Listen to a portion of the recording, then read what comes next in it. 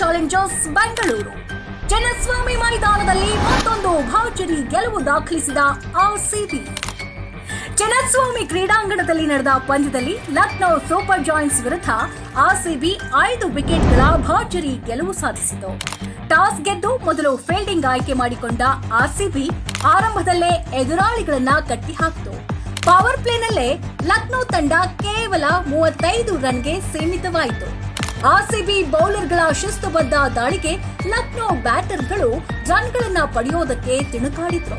ಅಂತಿಮವಾಗಿ 20 ಓವರ್ಗಳಲ್ಲಿ ಕೇವಲ 146 ರನ್ಗೆ ಲಕ್ನೋ ಸೂಪರ್ ಜಾಯಿಂಟ್ಸ್ ಆಲ್ಔಟ್ ಆಯಿತು. ಆರ್ಸಿಬಿ ಬೌಲರ್ಗಳು ಉತ್ತಮ ಸಮೂಹ ಪ್ರದರ್ಶನವನ್ನ ನೀಡಿದ್ರು. ರಸಿಕ್ ಸಲಾಂ 4 ವಿಕೆಟ್ ಕಿತ್ತು ಮಿಂಚಿದ್ರೆ ಭುವನೇಶ್ವರ್ ಕುಮಾರ್ 3 ವಿಕೆಟ್ ಪಡೆದು ಎದುರಾಳಿಯನ್ನ ಕುಗ್ಗಿಸಿದ್ರು. ಒಟ್ಟು ಇನ್ನಿಂಗ್ಸ್ ನಲ್ಲಿ 51 ಡಾಟ್ ಬಾಲ್ಗಳು.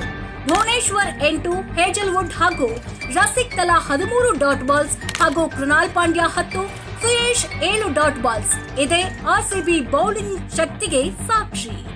147 ರನ್ಗಳ ಗುರಿ ಬೆನ್ನತ್ತಿದ್ದ ಆರ್ಸಿಬಿಗೆ ಗೆಲುವು ಶತಸಿದ್ಧ ಅನ್ನೋದು ಪಕ್ಕಾ ಆಗಿತ್ತು. ಈ ಪಂದ್ಯದಲ್ಲಿ ಟರ್ನಿಂಗ್ ಪಾಯಿಂಟ್ ಅಂದ್ರೆ ಪವರ್ ಪ್ಲೇ. ಮೊದಲು 6 ಓವರ್ಗಳಲ್ಲಿ ಆರ್ಸಿಬಿ ಮಾಡಿದ 60 ರನ್ಗಳು ಪಂದ್ಯವನ್ನ ತೀರ್ಮಾನಿಸಿತು. ಐಪಿಎಲ್ನಲ್ಲೇ ಮೊದಲ ಬಾರಿಗೆ ಇಂಪ್ಯಾಕ್ಟ್ ಪ್ಲೇಯರ್ ಆಗಿ ಕ್ರೀಸ್ಗೆ ಬಂದ ವಿರಾಟ್ ಕೊಹ್ಲಿ ಶಾಂತ ಹಾಗೂ ಲೆಕ್ಕಾಚಾರದ ಆಟವಾಡಿ ತಂಡಕ್ಕೆ 49 ರನ್ಗಳ ಭದ್ರ ನೆಲೆ ನೀಡಿದ್ರು. ಗಾಯದ ನಡುವೆಯೂ ಬ್ಯಾಟಿಂಗ್ನಲ್ಲಿ ತಂಡಕ್ಕೆ ನೆರವಾದ ಕೊಹ್ಲಿಯ ಆಟ ಆರ್ಸಿಬಿ ಅಭಿಮಾನಿಗಳ ಹೃದಯ ಗೆದ್ದಿತ್ತು. ಪವರ್ ಪ್ಲೇ ಅಂತ್ಯಕ್ಕೆ ಆರ್ಸಿಬಿ 60 ರನ್ ಕಲೆ ಹಾಕಿ ಸ್ಪಷ್ಟ ಮೇಲುಗೈ ಸಾಧಿಸಿತು. ನಂತರ ರಜತ್ ಪಟೇದಾರ್ ಆಕ್ರಮಣಕಾರಿ ಆಟವಾಡಿ ರನ್ ರೇಟ್ ಹೆಚ್ಚಿಸಿದ್ರು. ಕೊನೆಯಲ್ಲಿ ಜಿತೇಶ್ ಶರ್ಮಾ ವೇಗದ 23 ರನ್ಗಳೊಂದಿಗೆ ಪಂದ್ಯವನ್ನ ಆರ್ಸಿಬಿ ಕಡೆಗೆ ತಳ್ಳಿದ್ರು.